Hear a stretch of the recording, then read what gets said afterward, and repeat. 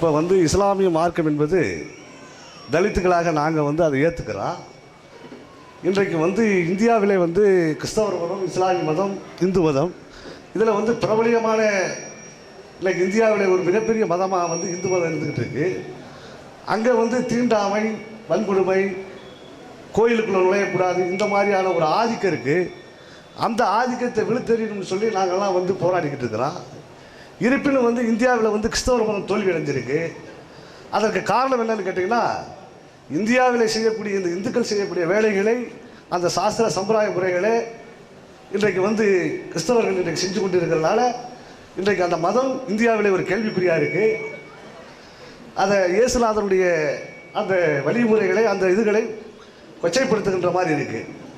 இருப்பினும் இப்போ இந்தியாவை பொறுத்தளவில் இஸ்லாமியர்கள் இன்றைக்கு தலித்துகளோடு அவர்களுடைய நலன்களுக்காக சில வேலைகளை பல்வேறு பகுதிகளில் செஞ்சுட்டு இருக்கிறாங்க.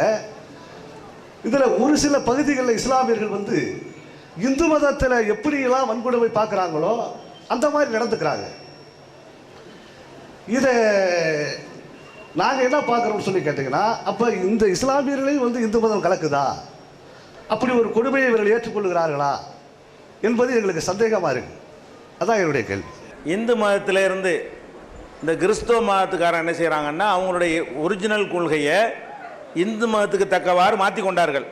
அவங்க தேர் திருவிழா, அவங்க என்னென்னலாம் செய்வாங்களோ அதெல்லாம் இங்கேயும் கொண்டு வந்து விட்டார்கள். ஆனால் முஸ்லீம்கள் அந்த மாதிரி நீங்கள் கொண்டு வரல. ஆனாலும் சில பகுதிகளில் எப்படி மேல் சாதிக்காரர்களுடைய ஆதிக்கம் தலித்து மக்களுக்கு எதிராக, ஒடுக்கப்பட்ட மக்களுக்கு எதிராக இருக்குமோ அதே மாதிரி கடைப்பிடிக்கக்கூடியவர்கள் முஸ்லீம்கள்லாம் இருக்கிறார்கள். அதுக்கு என்ன சொல்கிறீங்க என்று கேட்குறாங்க. ஐயா அவர்கள் சொல்வது முற்றிலும் உண்மையான ஒரு விஷயம்தான். மிகச்சில இடங்களில் முஸ்லீம் என்று சொல்லிக்கொண்டு இவர்கள் மற்ற சமுதாய மக்கள் எப்படி இந்த ஒடுக்கப்பட்ட மக்களை நடத்துவார்களோ அது மாதிரியெல்லாம் நடத்தக்கூடிய தன்மை ரொம்ப அதிகமாக இருந்தது. ஒரு 25 ஆண்டுகளுக்கு முன்னாடி எல்லாம் அதிக அளவில் அதை கடைப்பிடிச்சாங்க. இங்கே தான், வேறு அகில இந்திய அளவுலையோ உலக அளவுலையோ கிடையாது. தமிழகத்தில் சில பகுதிகளில் இப்படி நடந்தது. அதுக்கு என்ன காரணம் என்றால், அதில் இஸ்லாத்துக்கு வந்தவங்க ஒரு நடுத்தரமான ஒரு அந்தஸ்தில் இருந்த மக்கள் வந்திருந்தாங்க. அந்த இடத்துல வந்த பிறகு அவங்களுக்கு என்ன இருக்குன்னா, நம்ம மேலேருந்து வந்திருக்கிறோம், நம்ம மேலே தான் என்கிற மாதிரியான அந்த கெட்ட எண்ணமும் சேர்ந்து அவங்க உள்ளத்தில் இருந்த காரணத்தினால அம்பலம்ங்கிற வார்த்தையில் நீ வழங்கிக்கலாம். அம்பலகாரரும்பாங்க. இதெல்லாம் அம்பலகாரருங்கிற இஸ்லாத்தில் கிடையாது.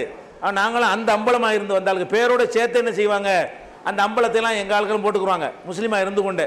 அப்போ இவங்களெல்லாம் கொஞ்சம் மேல் சாதியாக இருந்து இஸ்லாத்துக்கு வந்தாங்களா, வரும்போது இந்த மேல் சாதியெல்லாம் தூக்கி கீழே போட்டு மிதிச்சுட்டு சாதாரண மனிதரை தான் இருக்கணும். அதையும் சேர்த்த கொண்டு வந்துட்டாங்க. சில பேர் சில பகுதிகளில் கொண்டு வந்துட்டாங்க.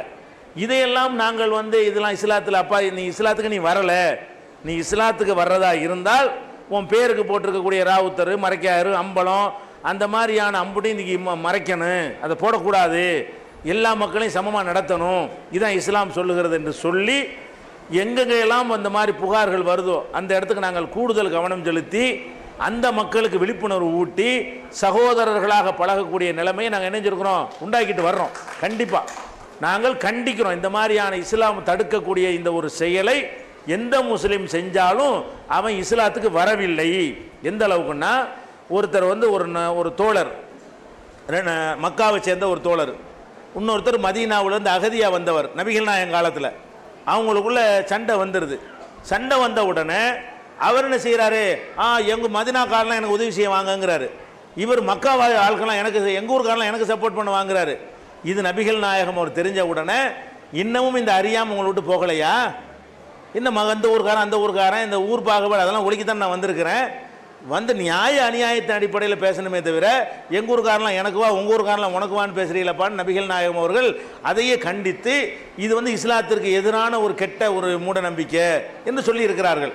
அதனால் எங்கள் சமுதாயத்தில் இந்த ஐயா அவர்கள் அந்த ஊர்களை எங்களுக்கு தனியாக பேரை எழுதி கொடுத்தீங்க என்று சொன்னால் சில ஊர்கள் தான். ஆனால் முதல்லலாம் ஒரு கால்வாசி ஊர்கள் இப்படி இருந்துச்சு. முஸ்லீம் ஊர்களில் கால்வாசி ஊர்களில் நான்லாம் அதை பார்த்துருக்குறேன். கால்வாசி ஊர்களில் குளத்து வழியாக தண்ணி எடுக்க வர விட மாட்டாங்க, எங்கள் தெருவுக்கு வரக்கூடாது மாட்டும்பாங்க, செருப்பு போடக்கூடாதும்பாங்க.